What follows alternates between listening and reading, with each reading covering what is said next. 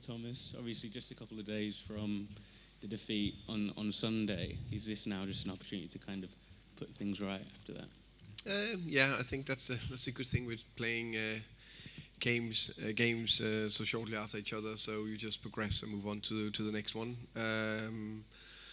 I think the good thing with the Villa game was overall a very good performance. Also, when we looked back, so I'm pleased with a lot of things there. Now we just need to take a lot of the bits into the game tomorrow against Monaco, which is a very good team with very good players. They already started the campaign, I think, quite well with a draw here against City. Last year they beat Villa, they beat Barcelona. Clearly a very talented team. And obviously Romero wasn't involved in training today. Do you have any kind of more on his situation? Yeah, it's a doctor strain. We will assess it more this week before we come with any time frame. And Kevin, obviously stepping in for Christian, it's not just a kind of important player and a leader that you're stepping in for. It's also a player that offers so much with the ball as well. Are you kind of thinking about that and those kind of passes that he plays and stuff in your role also? Definitely, but also just, try to fulfill the role as best as I can. Obviously he's a very important player for us. For me, it's just doing a job, defending first and foremost, and trying to replace him in that instance as best as I can. And I think it was an okay game, and unfortunately we didn't get the result we wanted to, but the aim is to win here tomorrow. I think Kevin played a very good game against Villa.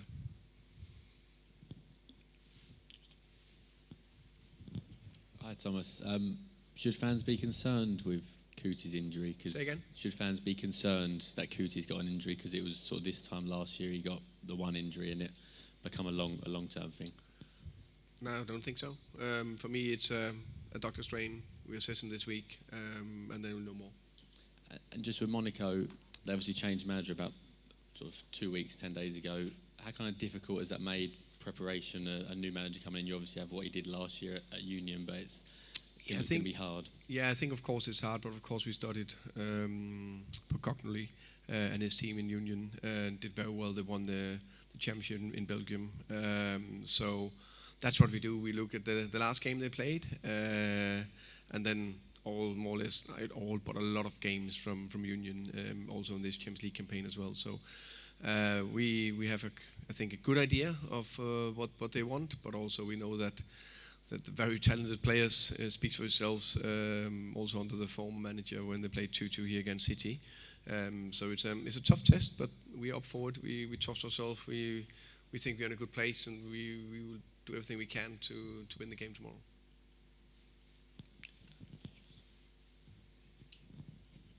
Hello, Thomas. Can I start with one for you, please? Is it fair to say you're still sort of trying to fine-tune, find just the right formula, or is it never going to be that you settle on a formula that you like and you stick with? It depends, and I think it's fair to say that we are relatively early days in the time with all of us together here. I think there is, in my opinion, a lot of progress in a lot of areas. For example, I think we defended fantastic against Villa overall, and I think we in general look very good in high pressure, aggressive. I think we're very aggressive, very intense against Villa as well. And I think offensively we still scored quite a few goals if you compare that to the league, which is about to get them into the back of the net. Then you could say that play, let's say, 3 games in a row with completely free-floating top football. How many teams do that right now in the Premier League? If you can name me 3, it would be nice. But we and I are aiming for the perfect game every single game. That's what we want to do. But we know what we are working at, and I think we are progressing nicely.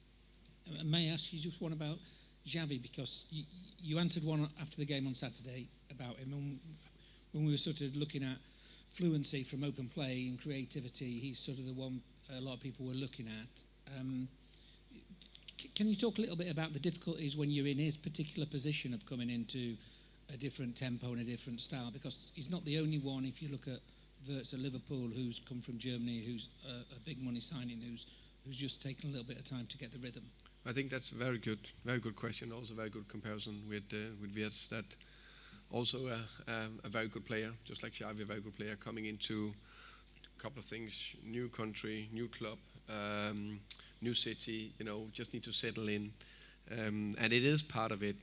We all getting judged every game, but we also need to see the little bit bigger perspective and see it over time. And I always look for glimpses and bits and pieces we were working at. So, for example, Xavi, I think there were some good bits, and work with him and ask him to be more arriving in the box, which when I looked the game back, he did. Was that the big eye-catching moment? No, but there was good glimpses. So I think it's constantly going a little bit in the right direction. Thank you. Thank you. Hi, Thomas. Has Destiny Udogie travelled for the game? No. And what's the latest with him, please? The latest is that he got that knee irritation after the international duty that we are assessing and working very hard to get on top on, and we'll know more probably day by day or in the next week. Okay, thank you. And in terms of the away form at the moment, it's really strong compared to the home form. Is something you put that down to at the moment? Because apart from the Super Cup, you haven't lost away. I think we didn't lose in open play either. Yeah, I think if we I don't know exactly if this, it also depends on who you're facing the teams. That can be home and away. I know home you may be playing a specific way and other teams are playing in a specific way against you compared to when you go away, and then the team opening a little bit more up so you can hit them a little bit more on the counter, so you don't have to create everything from scratch and 11 players behind the ball. But I just think definitely away from been very good in terms of what we said before. I think we've been extremely good in the foundation in football in terms of we have a good base in the middle, low block, and also very high. I think it's very important that we probably have most aggressive teams in the high pressure, and I think that's a big part of why we also are quite good away from home. And we need to continue tomorrow against a very good team, but we are up for that. Thank you. And just one for you, Kevin. A bit of late notice on Sunday it's come in for Christian Romero. Has that ever happened to you in your career where you've had to sort of dive in late and then really put in a good performance after that? Yeah, it has. I think I'm experienced enough, old enough now to deal with whatever comes in the game of football. Things happen that are unexpected, but I felt ready and I was ready, and I'll always be ready when the gaffer needs me, and that's what I try to do in the game. Hi, Thomas. Just following up on what you said about there aren't many teams sort of playing free-flowing football. I think that's right. Why do you think that is at the moment? Is it lack of training time, the way the kind of the game's going? What do you think? That's a big question. Please prepare me next time for a big question like that. I was looking, and this is with the biggest respect to Villa, for example. I know they won the game, but I think they're a very good team, and I think they also on that top they've been extremely free-floating, but they didn't really create anything. I know they scored 2 goals, so it's just like, and I think both teams also we didn't create massive chances against Villa, but enough. Both teams, try to cancel each other out. There's me looking at it, but I got a big coaching staff. I don't know how many analysis guys that's also helping, and so I think every team prepared so well to try to cancel each other out. It can be something with training time. It can be. I haven't thought about that. And I think depending on teams, I think there is part of that relationship. Kevin knows that if you work together constantly in the back four, you play every game and you have 2 in front of you, how do you hit them with the right passes? So I think there's some of that where a team then suddenly click, and then even with the best team, suddenly they play 3 very good games, and then they're like a little bit of flow. So it's a little bit up and down always. I mean, is it? I don't know if easy is the right word, but is it kind of quicker to sort of instill the defensive principles, whereas the attacking blend sort of takes a bit longer? I think yes, because I think it's relatively easy-ish to do the defensive bit, because you need to have your key principles in what you want to do in high pressure, middle pressure, how to defend the box, installed mentality of sprint back, recovery runs. I think that's one thing, but offensively there's a lot of patterns, there's a lot of things you need to click, and you also, how can you say, try how is the right blend with the players, who is connecting well. That's also part of it, I think. Okay, just lastly, sort of linked to that, can I just talk about the midfield balance, whether you're happy with that kind of tactically? There's been a sort of an idea that maybe some of the passing's been not quite ambitious enough from central midfield. Is that something you agree with? Is something you're working on? I think in general I've been overall happy with the midfielders that's played so far this season.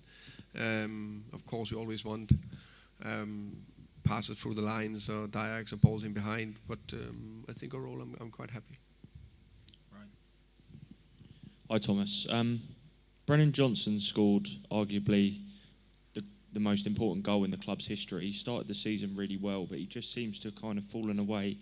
Is it as simple as that you prefer Mohamed Kudus on the right at the moment, or can you provide some context as to why Brennan hasn't really had many opportunities? I think for me Brennan is a very important player. As you say, fantastic, important goal last season. Also the top scorer, I think, in the club last year, as I remember it. Also started the season well. He has scored 2 good goals. So again, probably a little bit down to how do we put the players out that make it fit. Brennan trained very well the last couple of weeks, doing what he's doing very well, scoring goals in training, which is important to keep showing that I'm not taking the right decision if he's not in the team. I think Brennan can play both to the left and to the right, as we said before. Of course, Mohamed Kudus has done very well on the right, for example. And then on the left, I actually think Wilton have done well. So it's just a little bit of competition. Brennan just needs to keep going. He will get his games.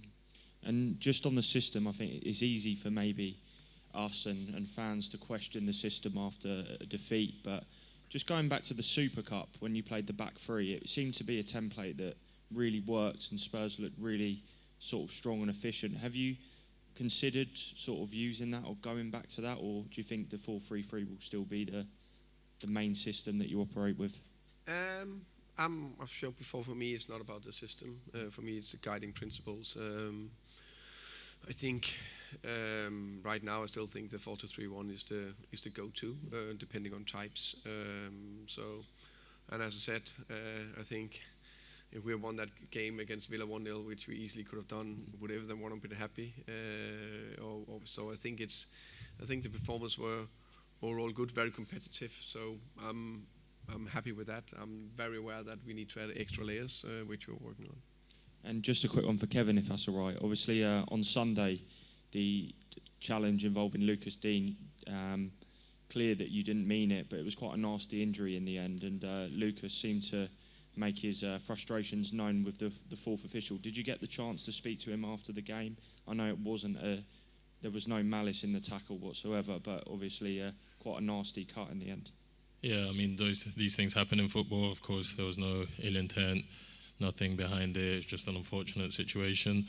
I apologised to him while he was on the floor because I felt that I did catch him, but I clearly cleared the ball, and then with the follow-through, which does happen in football. Sadly, I saw the picture of his ankle, and I didn't have a chance after the game, but I apologised to him on the pitch, and I would like to apologise to him publicly as well. Obviously, no malice, no nothing behind it, and my intention is never to injure anybody. But yeah, I think it's just part of football, sadly. Yeah. Thank you. Final one in the back, please. Hello, Kevin. Just in front of you. It's possible in French? Yeah. Quelle différence tu vois déjà? Est-ce que tu as pu voir un peu des différences entre l'AS Monaco que tu as connu et que tu as connu très très bien et l'AS Monaco d'aujourd'hui sur les premières séances vidéo peut-être que tu as vu? Merci. Oui, c'est dur à dire parce qu'il y a un nouveau entraîneur, mais quand Adi Huta il était entraîneur, j'ai vu dans Monaco, ils étaient en très bien forme. C'est pas comme l'année dernière, cette année, mais c'est le foot. Parfois, il y a des années où ça marche beaucoup plus facile, mieux. Et cette année, c'était pas facile, mais ils ont très bien joué quand même. Et je crois que c'est difficile à dire parce qu'aujourd'hui, ils ont un nouveau entraîneur et ils n'ont pas joué beaucoup de matchs. Et quelles menaces sont les plus importantes pour toi à l'AS Monaco? Quelles vont être leurs armes les plus tranchantes? Ils ont beaucoup de joueurs efficaces, très forts, surtout offensivement. Et je crois que si on défend bien, on peut gagner des matchs. Oui. Okay, thank you very much.